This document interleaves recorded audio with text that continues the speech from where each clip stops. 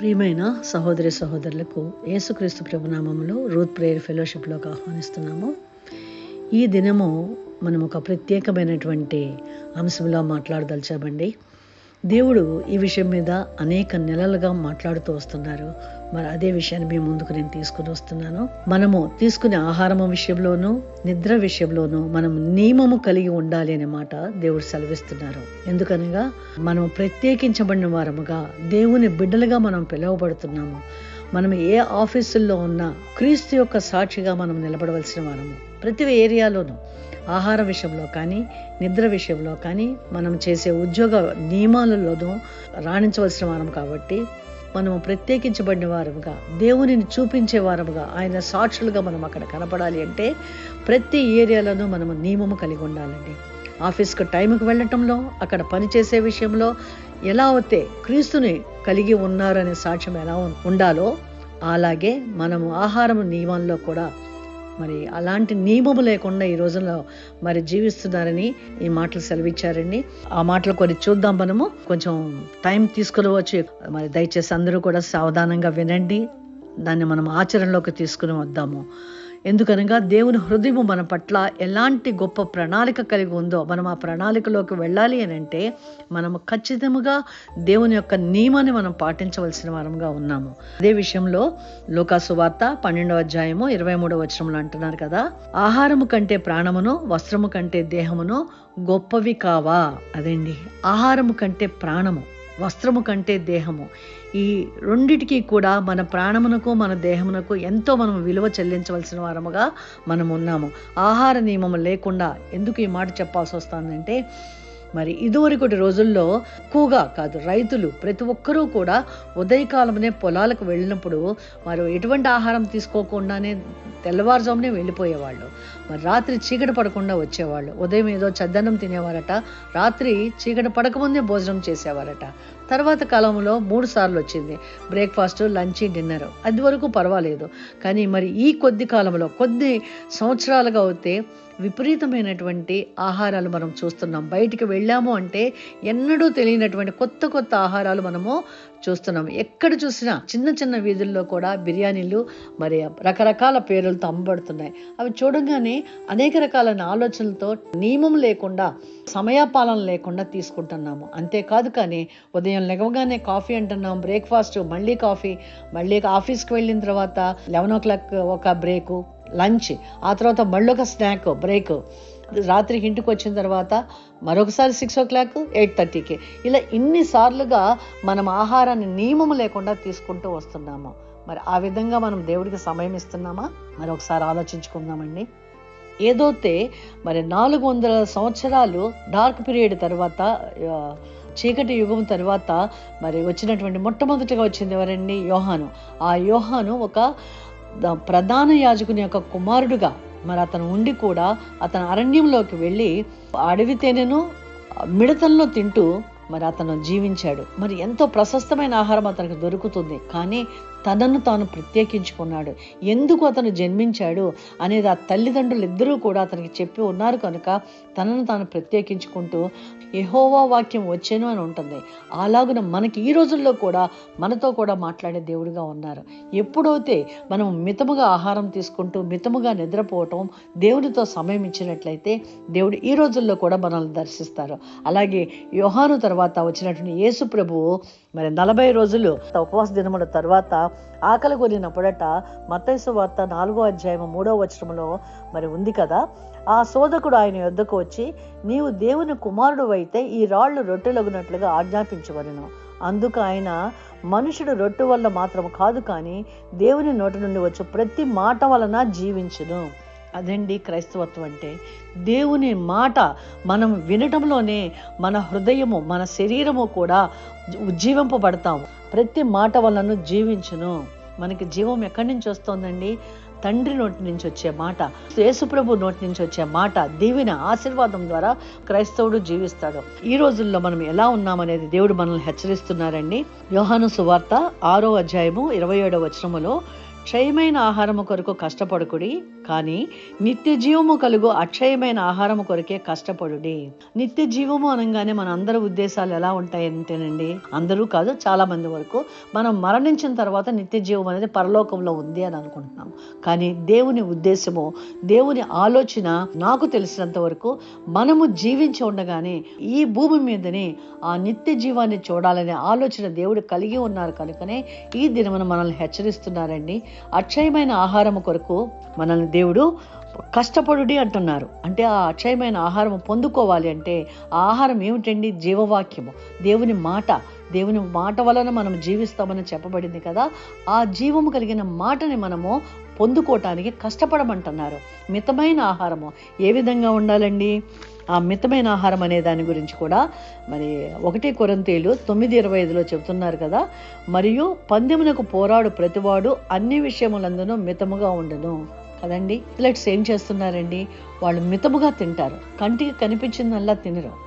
కానీ మనమైతే దినమంతా తినటానికి మరి ఎంజాయ్ చేయడానికే మనం సమయాన్ని వెచ్చిస్తున్నామేమో ఒకసారి మనల్ని మనం పరిశీలించుకుందామండి.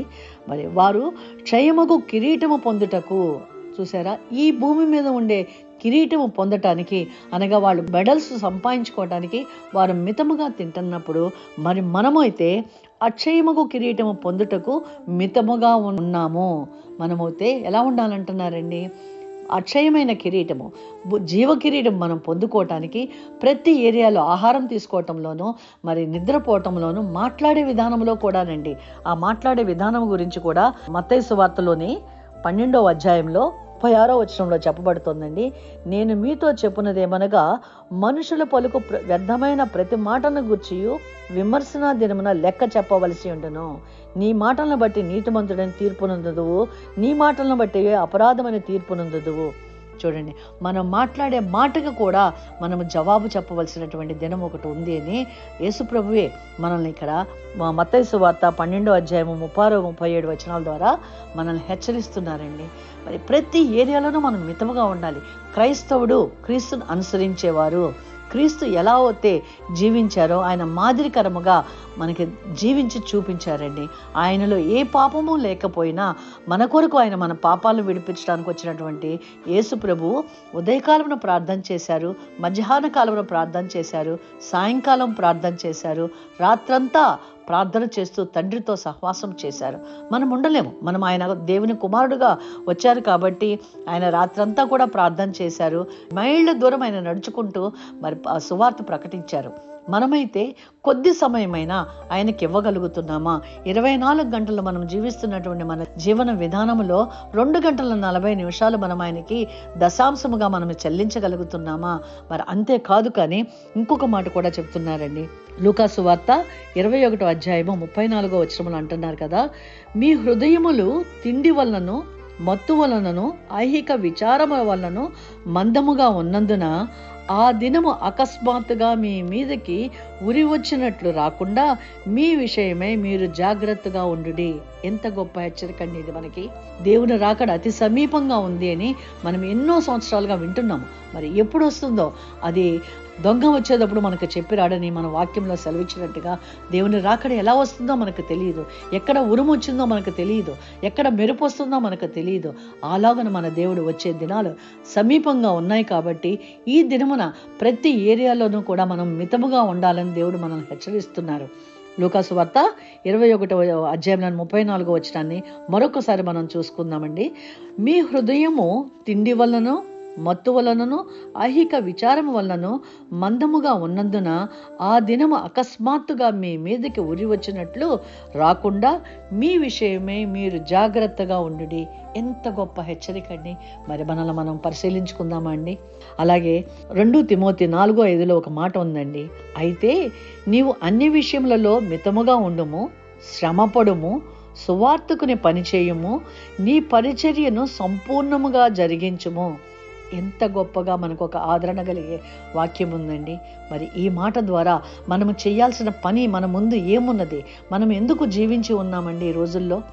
మనకి మొన్ననే కదా మరి కోవిడ్ యొక్క ప్రభావం నుంచి మనము తప్పించబడి దేవుని కృపలో రక్షించబడి కాపాడబడి మనం జీవించామండి. కోవిడ్ తర్వాత కూడా దాని యొక్క ప్రభావం వలన మరి ఎప్పుడు హార్ట్ అటాక్ వస్తున్నాయో, ఎప్పుడు ఎక్కడ ఎవరు మరణిస్తున్నారో ఆ ఆలోచనకి రాకుండా యవ్వనస్తులే 25-35 సంవత్సరాల మధ్య ఉన్నవారు ఎంతోమంది మరణిస్తున్నారని వింటున్నాము. ఆ కోవిడ్ యొక్క ప్రభావం వల్ల, వ్యాక్సినేషన్స్ వల్ల, దాని యొక్క సైడ్ ఎఫెక్ట్స్ వల్ల ఎన్నో ప్రభావాలు మనం చూస్తున్నాం, వింటున్నాము. మరి అలాంటిది మనమైతే ఈ రోజున జీవించి ఉన్నామండి. ఎందుకు జీవించి ఉన్నామండి? దేవుని యొక్క రాజ్య విస్తరణ కొరకు, దేవుని యొక్క పాలి భాగస్తులుగా మేము నీ జత పనివారం అని చెప్పుకుంటున్నాం. మనం ఎలా జీవించాలో ఇక్కడ దేవుని ఒక ఆదరణ మనల్ని బలపరిచే ఒక మాట ఇక్కడ చెప్పబడి ఉందండి. 2 తిమోతి 4:5 మరొకసారి చదువుకుని మనం ప్రార్థనలోకి వెళదాము. అయితే నీవు అన్ని విషయములలో మితముగా ఉండుము. అన్ని విషయములు అన్నారండి. మాట విషయంలో, ఆహార విషయంలో, నిద్ర విషయంలో, ఎవరితో ఎంతవరకు మాట్లాడుతున్నామో, ఫోనుల్లో ఎంతసేపు ఉంటున్నామో, మనల్ని మనం పరీక్షించుకుంటూ పరిశీలించుకుంటూ మితముగా ఉండాల్సినటువంటి హెచ్చరిక దేవుడు మనకిచ్చారండి. తర్వాత అంటున్నారు కదా, శ్రమపడుము. మనం కొద్ది కాలం శ్రమ పడాల్సిన అవసరం ఉందండి. ఎందుకు అంటే అలవాటు పడిపోయి ఉన్నాం కదా, చాలా కష్టం అనిపిస్తుంది. మన దేవుని యొక్క మార్గంలోకి రావటానికి మనం రోజు వాక్యం చదువుతున్నాం, వాక్యం వింటున్నాం. కానీ ఇప్పుడైతే మనం దేవుని మార్గంలో, దేవుని చిత్తంలోకి మనం రావాలంటే వాక్యాన్ని చదవటానికి, మరి సమయం ఎక్కువగా గడపటానికి, మరి వాక్యం వినటానికి మనం ఎంతో శ్రమ పడవలసిన వారము. ఇతరులతో మాట్లాడకుండా దేవునికి సమయం ఇవ్వటానికి మనం శ్రమ పడాలి. అంతేకాకుండా సువార్తకుని పని చేయము. ప్రతి ఒక్కళ్ళు, ప్రతి క్రైస్తవ విశ్వాసి కూడా సువార్త అంటే దేవుని గూర్చినటువంటి మంచి వార్త, మన జీవితంలో యేసు ప్రభువు చేసినటువంటి మన మేలును మనం చెప్పడమే మన సువార్త ప్రకటించడం అండి. యేసు ప్రభు నా జీవితంలో ఈ మేలు చేశారు అని చెప్పడమే మనం సాక్షులుగా ఉండటము, సువార్తని ప్రకటించడం అండి. సువార్తకుని పని చేయము, నీ పరిచర్యను సంపూర్ణముగా జరిగించుము. ఎంత చక్కటి ఆశీర్వాదం అండి. మనం సంపూర్ణంగా చేసే హృదయం, ఆయన పని చేయాలనే ఆతృత, ఆసక్తి మన హృదయంలో ఉన్నట్లయితే మనకు ఆ జయాన్ని ఇస్తారు. జయము కలిగిన వాళ్ళు ఎక్కడ ఉంటామండి? ప్రకటన గ్రంథంలో ఏమని ఉందండి? ఒకసారి ఆ మాట చూద్దామా? ప్రకటన గ్రంథము 3:8 నీ క్రియలను నేను ఎరుగుదును, నీకున్న శక్తి కొంచెమే ఉండినను నీవు నా వాక్యము గైకొని నా నామమును ఎరుగననలేదు. ఇదిగో తలుపు నీ ఎదుట తీసించెను, దానిని ఎవడునూ వేయనేరడు. నేను త్వరగా వచ్చుచున్నాను, ఎవడునూ నీ కిరీటమును అపహరింపుకొనున్నట్లుగా నీకు కలిగిన దానిని గట్టిగా పట్టుకొనుము. నేను జయించు వానిని నా దేవుని ఆలయములో ఒక స్తంభముగా చేసేదను. ఎంత గొప్ప వాగ్దానం అండి మనకి. మనం ఎప్పుడైతే దేవుని సువార్తను ప్రకటించాలని ఏదైతే 2 తిమోతి 4:5 ఉందో, సువార్తకుని పరిచయము, నీ పరిచర్యను సంపూర్ణముగా జరిగించుము అన్న ఆ వాక్యమును మనం పట్టుకుని, ప్రభువా నేను ఇప్పుడు నీ కొరకు జీవించడానికి సిద్ధముగా ఉన్నాము అనే మాట పలుకుతూ ఆయన వద్ద మనం ప్రార్థన చేసినప్పుడు తప్పనిసరిగా ఆయన మనకి జీవ కిరీటాన్ని ఇవ్వటానికి, ఆయన ఆలయములో ఒక స్తంభముగా మనల్ని ఉంచడానికి ఆయన నిర్ణయించి ఉన్నారని ఆల్రెడీ మనకి వాగ్దానం చేసి ప్రకటన గ్రంథంలో వ్రాయబడి ఉన్నదండి.